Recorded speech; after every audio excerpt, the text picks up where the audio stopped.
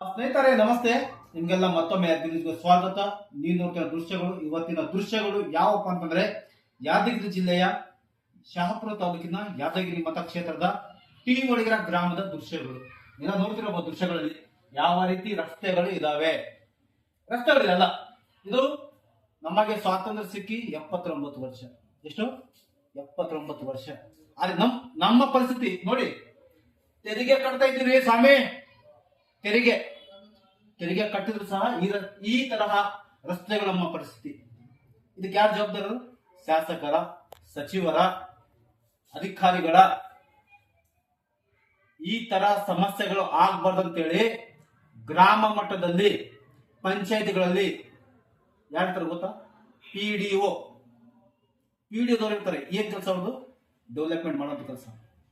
ಆದ್ರೆ ಯಾವ ರೀತಿ ಡೆವಲಪ್ ಆಗಿದೆ ನೀವು ನೋಡ್ತೇವೆ ದೃಶ್ಯಗಳಲ್ಲಿ. ಇದು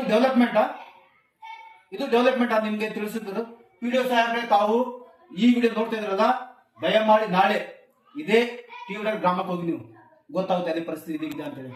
ಈ ತರ ಯಾರು ರಸ್ತೆ ಮಾಡ್ತಾರೆ ನಿಮ್ಗೆ ಯಾರು ಅದೇ ಸಂಬಳ ಕೊಡ್ತಾ ಇರೋದು? ಸಾರ್ವಜನಿಕರ ಅಲ್ಲ, ಹೌದಲ್ಲ? ಸಾರ್ವಜನಿಕರ ತೆರಿಗೆ ಹಣದಿಂದ ಕೊಡ್ತಾ ಇದ್ದೀವಿ ನಾವು. ಫಸ್ಟ್ ಅರ್ಥ. ಯಾವ ಸರ್ಕಾರ ಸಹ ಅವರ ಮನೆಯಿಂದ ಕೊಡುವುದಿಲ್ಲ. ಮುಖ್ಯಮಂತ್ರಿ ಆಗಿರಬಹುದು, ಪ್ರಧಾನಮಂತ್ರಿಗಳಾಗಿರ್ಬಹುದು, ಬೇರೆ ಯಾರೇ ಆಗಿರ್ಬಹುದು, ಯಾವ ಜನಪ್ರತಿನಿಧಿಗಳು ಸಹ ಸಂಬಳ ಅವ್ರ ಮನೆಯಿಂದ ಕೊಡುವುದಿಲ್ಲ.